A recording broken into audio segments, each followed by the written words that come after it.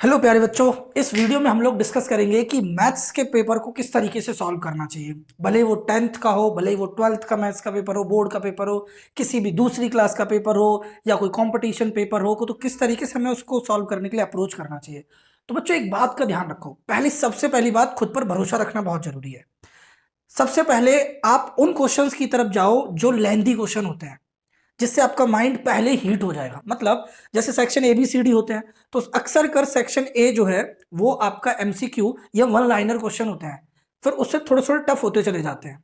अगर आप ये चाहते हैं कि आपका पेपर ना छूटे, आपको एक्स्ट्रा टाइम मिल जाए पेपर चेक करने के लिए, अगर कोई बाय मिस्टेक ऐसा क्वेश्चन बोर्ड में आ गया जिसमें जिसमें आप अटक गए, तो आप कैसा करें, क्योंकि उस समय फिर ज्यादा टाइम जाने लगता है। तो बच्चों इन सभी सिचुएशंस को सॉल्व करने का एक ही तरीका है, वो है पेपर आप पीछे से स्टार्ट करें, बड़े क्वेश्चन पहले अटेम्प्ट करें।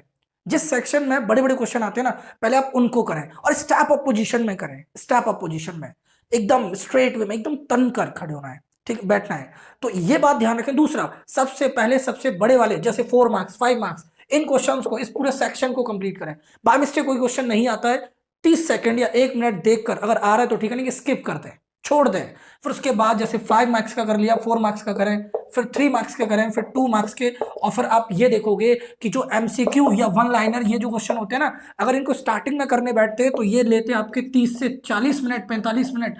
लेकिन जब आप इनको एंड में करोगे ना, तो ये क्वेश्चन 15 मिनट में खत्म। ये रियलिटी है, ये 100% ट्रू बात है।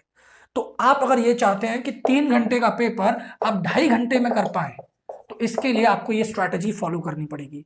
तूफान उठा देगी एग्जाम में। आप ये कर कर देखना और फिर कमेंट बॉक्स में बताना एग्जाम देने के बाद ये स्ट्रैटेजी काम करी कि नहीं करी। कभी भी पेपर नहीं छूटेगा आपका, आपको पेपर चेक करने का एक्स्ट्रा टाइम मिलेगा, ठीक है। सबसे पहले अगर लेंथी पेपर आया तो आप एग्जैक्ट टाइम पर कर पाओगे, कोई कर पाए नहीं कर पाए, लेकिन आप कर पाओगे।